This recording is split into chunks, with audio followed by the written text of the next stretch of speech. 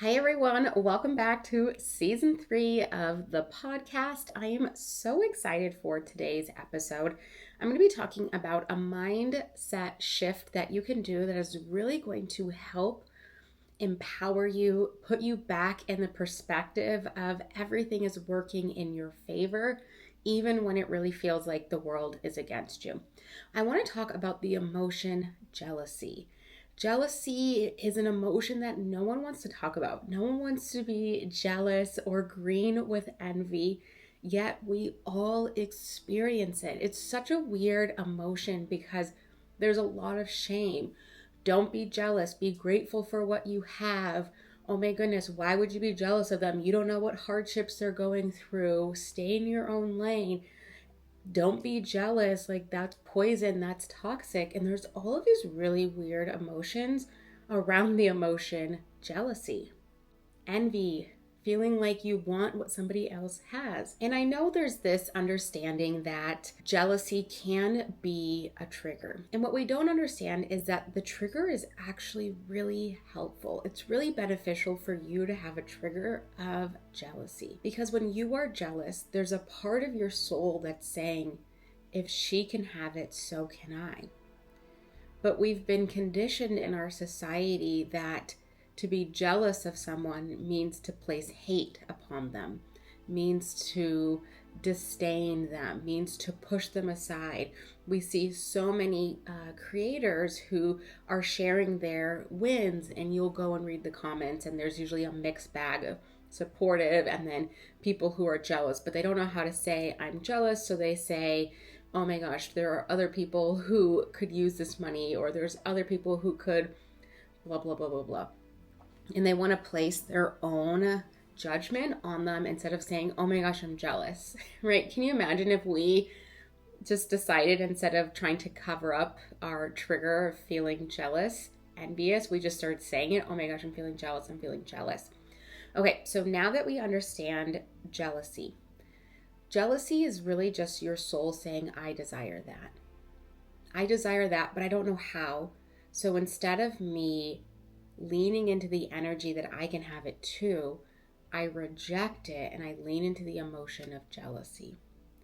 I reject that it's possible for me, and I lean into the idea and identity of disbelief. And when we lean into the identity of disbelief, we start making excuses for the other person on why they can be successful. They have more support from their parents. They have a financial fund to fall back on. They have a husband who supplies, so it doesn't matter if their business fails because it's not the primary income. They have a bigger following. They started earlier. They're prettier. They're thinner. They have XYZ. And we start to dissect why it's possible for someone else and it's not possible for me.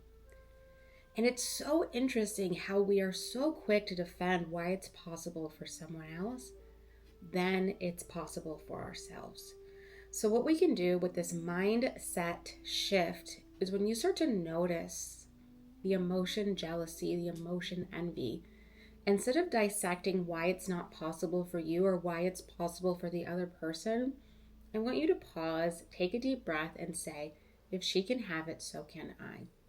And when we start to make that shift, what will happen in your reticular activating system, it's going to start to look for evidence. Okay, if we believe we can have it because she has it, evidence and proof, ooh, well, how do I get there? Let's start brainstorming. And then the brain will start to find ways to make it possible. And I'll never forget, one time I was working with a bunch of clients and I had them go and get triggered on purpose. I said, go on the internet and scroll until you get triggered. Write it down. Okay, go on social media, scroll until you get triggered. And they're like, why would I want to get triggered, Alyssa? Like, that sounds terrible. And I had them do this exercise to see what their heart is truly desiring. Maybe it's a slow morning routine. Maybe that triggers me because I'm in a state of chaos. Or maybe they're like really ambitious and they are achieving their goals and that triggers something in me. Maybe they're just like so beautiful and they're unapologetically them that they don't even care if they have trolls or hate. Go on social media until you get triggered and then ask yourself, what do I believe I don't have that this person has? And all that this person has is a belief system that it's possible. And that belief system allowed them to have the emotions and the aligned actions to achieve. And you might be saying, well, what if they were born into it? Great. What do we know about the statistics in the state? I think it's 88% of millionaires are self-made. So the statistics are on your side for changing your life. They're on your side for financial freedom. They're on your side for creating the most abundant life, but we are so quick to say it's not possible. We shoot our shot before we can even get in the room. We tell ourselves lies over and over. It's not possible. I don't have this. I don't have that. I don't have XYZ. When in fact, people with less talent, less education, less training, less experience are 10xing because they believe it's possible for them. They're no longer telling themselves it's not possible. They're saying it's possible, let's find a way. So now you can ask yourself, what would happen if I changed that dialogue in my mind? What if I decided that I am no longer going to allow myself to believe it's not possible? And inside of Financial Flow, my signature program that is hosted on a private podcast all about nurturing your relationship with money through your nervous system, your emotions, your thoughts, and your actions, and really creating a solid foundation. This month inside of that program, we are doing a zero tolerance challenge. So for 30 days, there's a zero tolerance for disbelief, not believing that it's possible. So as soon as those thoughts come in, they can have it, but I can't. It's not possible. It's not coming fast enough. I don't believe. Who do I think I am? Zero tolerance for allowing any disbelief. So you can also check out the show notes below for a discount code to join Financial Flow and join us in the zero tolerance challenge. So when you're thinking about getting triggered on purpose, you might be wondering, why would I do that? And we get triggered on purpose to see what are some of those wounds that still need healing, that still need nurturing, that need support. So anytime you're getting triggered, whether it's in real life, it's on social media, pause and ask your body, what does this person have that I desire? What does this person have that I believe is not possible for me? And right there, you just became your own subconscious breakthrough coach, and you identified your limiting belief, and you also identified what is holding you back from achieving that. With our self-concept is how we view ourselves, how we allow the world to view us, and how we interact with the world. If we have a self-concept that it's not possible, that what is desired by me is not destined for me, if you have a self-concept that luck is not on your side, that is what you will receive. But if you have a self-concept that everything is working in your favor, what is desired by you is destined for you, and if she can have it, so can I, your subconscious will move mountains for you to achieve your goals. And it always starts in our body, which then triggers our mind. So when you're getting triggered, you might notice a physical sensation or even a physical shift. You might notice that your throat closes up or your chest gets really tight, or you might even notice there's just like this uncomfortable feeling like, I gotta get out of my skin. That is your body trying to tell you you're triggered before you even have a thought. And that is why it's so important that you connect, right? The Inner Compass podcast, it's all about connecting to your body, finding safety, feeling grounded in your body.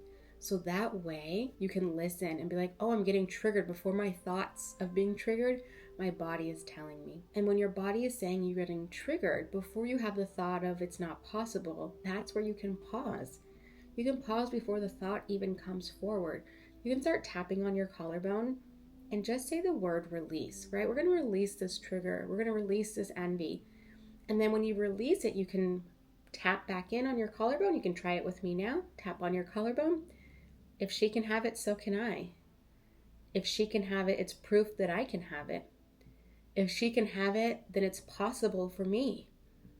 More evidence and proof. And you can release and stop tapping. And when we are doing that kind of prep and pep talk, we start to see that all of the triggers is really just our heart's desire trying to tell us what's possible. That there's so much evidence and proof in the world that your dreams are possible to fulfill, but we are scared to believe in them because it's safer to hold on to the bad. It's safer to hold on to the disbelief because We are afraid of what's possible on the other side. So many people are not living their true potential because of fear, right? And some of this fear has been inherited through our ancestors. Some of it's through our current lineage, and some of it's just even our friend group. So often we want to shine, and then we get reminders that it's not safe to shine. People around us are like, oh, she thinks she's better now that she had success. She thinks this, she thinks that. And we let other people's opinions dictate what's possible for us. And I want you to remind yourself that all of your beliefs is just a combination of other people's limiting beliefs.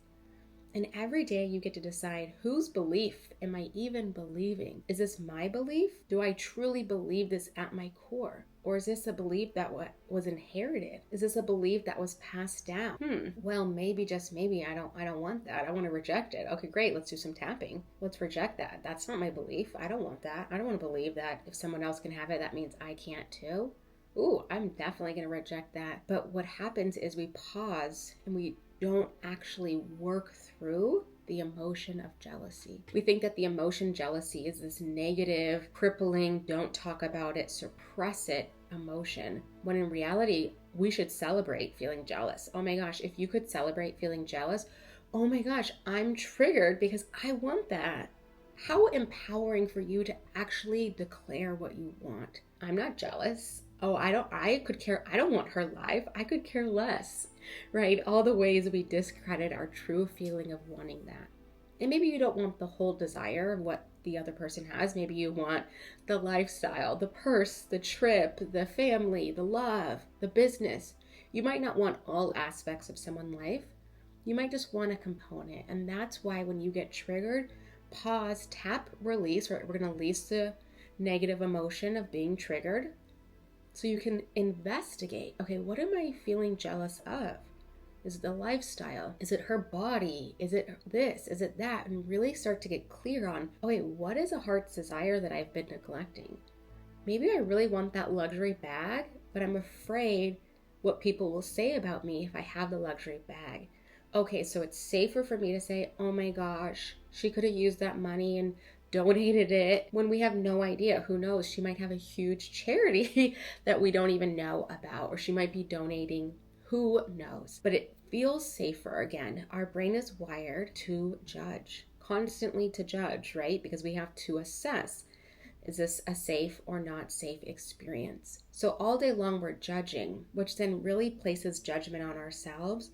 And it doesn't allow ourselves to put ourselves out there to go after our desires, because we know how hypercritical we are of others. We're afraid of people being hypercritical of us. So it's safer, again, to experience the emotion of jealousy and envy, suppress it, suppress our heart's desire, and keep calm and carry on. But as you're listening to this episode, I really want you to challenge and lean into the emotion of jealousy and envy. Lean into it. It's trying to teach you something. It's trying to tell you something. Acknowledge it and just declare, I'm feeling jealous that this person got to fly a private jet. I'm feeling jealous that this person doesn't start work till 1 o'clock. I'm feeling jealous that this person only works 10 hours a week and they make 10x than me. I'm feeling jealous. Can you imagine how empowering you could feel by naming it, declaring it, and then saying, I want that. Okay, how do I get it? Right? Being curious, how do I get there? How do I achieve that life that I'm feeling triggered by someone else? And that's where it gets to be so magical, so inspiring, because we're taking the power back. So the mantra that you're going to repeat every single time you're triggered, every time you're feeling envious, every time you see somebody else successful, start tapping on your collarbone and say, if she can have it, so can I. If she can have it, so can I. Ooh, if she can have it, so can I. And then we can start dancing and we can start singing, and it can be this amazing, empowering experience instead of it being suppress, ignore, we're not going to validate. So the mantra that you're going to incorporate is, if she can have it, so can I. We're no longer going to see jealousy or envy as a negative emotion or even an emotion we suppress. We're going to feel it. We're going to embrace it. Oh my gosh, I'm jealous. I'm jealous of that. All right, what do I want to do with that information? Oh, well, maybe I actually want that in my life. All right, well, let's make a plan. There are solutions to everything. But when we're suppressing our emotions, we don't see solutions, we see obstacles. So we can step back from the suppression, acknowledge it, validate it, and then make a plan to go after it. It gets to be fun, it gets to be exciting, and it can be really transformative of your own experience. All right, so I'm so excited. I've got some really cool episodes coming up in the next few weeks, so make sure you are subscribed. I think it's subscribe on podcast, or you can hit the follow button to get notified for all the new audios. But if you have any requests, you can always send me a message on Instagram and let me know what kind of requests you would like. But I am so excited for this next season on the Inner Compass podcast. We're going to be taking it to the next level. We're going to be 10xing it. We're going to be growing it. It's just going to be such a magical experience. So your mantra for the next up week is, if she can have it, so can I. And I'll catch you in the next episode.